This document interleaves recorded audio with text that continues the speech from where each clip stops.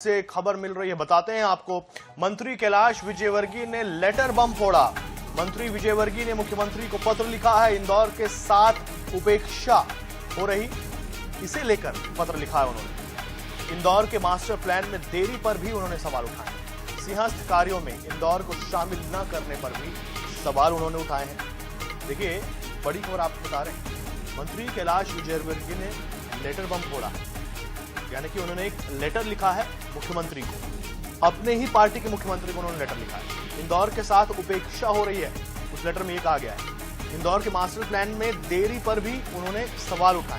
सिंहस्थ कार्यों में इंदौर को शामिल न करने पर भी उन्होंने सवाल उठाए। कैलाश विजयवर्गीय बीजेपी से ही आते हैं, मंत्री हैं और मुख्यमंत्री डॉक्टर मोहन यादव को उन्होंने पत्र लिखा है और उस पत्र में उन्होंने ये कहा है कि इंदौर की उपेक्षा हो रही है। इंदौर के मास्टर प्लान में देरी पर भी उन्होंने सवाल उठाए। ब्यूरो प्रमुख अनुराग मालवीय हमारे साथ में। अनुराग जी, एक ही पार्टी के हैं दोनों नेता, एक मुख्यमंत्री हैं, एक मंत्री हैं, उसके बाद भी ये लेटर क्यों लिखा गया है ये आपसे जानेंगे और इस लेटर में है क्या ये जानेंगे। देखिए, बिल्कुल ये अगर ये पत्र है, ये कैलाश विजयवर्गीय का पहला पत्र नहीं है। इसके पूर्व में भी कैलाश विजयवर्गीय इस तरह के पत्र लिख चुके हैं, लेकिन अब एकदम आप देखेंगे कि वो खुलकर जो है सामने आ गए हैं मुख्यमंत्री डॉक्टर मोहन यादव के खिलाफ।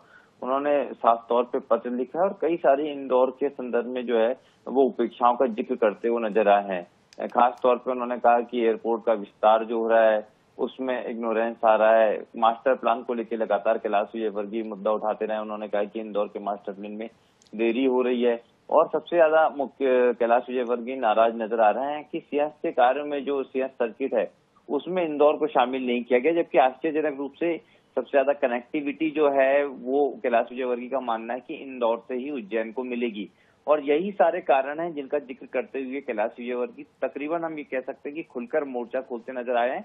और ये लेटर सिर्फ लेटर नहीं है, इसको आप एक लेटर बम कह सकते हैं, क्योंकि अब ये मध्य प्रदेश की सियासत में एक भूचाल लाएगा। हम देखेंगे कई सारे विपक्ष के नेता हैं, चाहे नेता प्रतिपक्ष उमंग सिंघार हो, उन्होंने इसको अब शेयर कर दिया है। विवेक तनखा जो है उन्होंने इस लेटर इस मुद्दे के साथ साथ अब जबलपुर का मुद्दा भी उठा दिया है। तो निश्चित रूप से जो है आप देखेंगे कि जैसे ही ये लेटर अब सामने आया है, पूरे प्रदेश की सियासत अलग तरीके से बदल गई है, क्योंकि उन्हीं की पार्टी के मंत्री हैं और सीनियर मंत्री हैं कैलाश विजयवर्गीय, और उसके बावजूद जिस तरह से उन्होंने मोर्चा खोला है वो सियासत को गरमा रहा है। जी बिल्कुल अनुराग जी, आपने विवेक तनखा का जिक्र किया।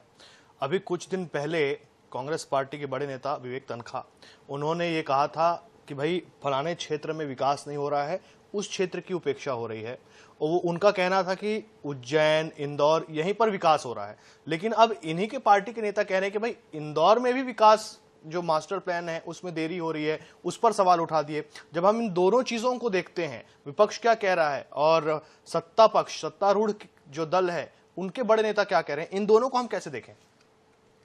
देखिए, बिल्कुल आज जो सबसे बड़ा अपडेट है वो नेता प्रतिपक्ष उमंग सिंघार का है। वो भी मालवा से ही आते हैं और इंदौर भी मालवा में है, उज्जैन भी मालवा में है। तो कहीं ना कहीं कैलाश विजयवर्गीय के समर्थन में उतरते उमंग सिंघार यहाँ पर नजर आए हैं। और निश्चित रूप से कहीं ना कहीं कैलाश विजयवर्गीय का ये पत्र जो है इस पर कैलाश विजयवर्गीय क्या स्पष्ट रूप से बोलते हैं, इस बात का तो इंतजार होगा।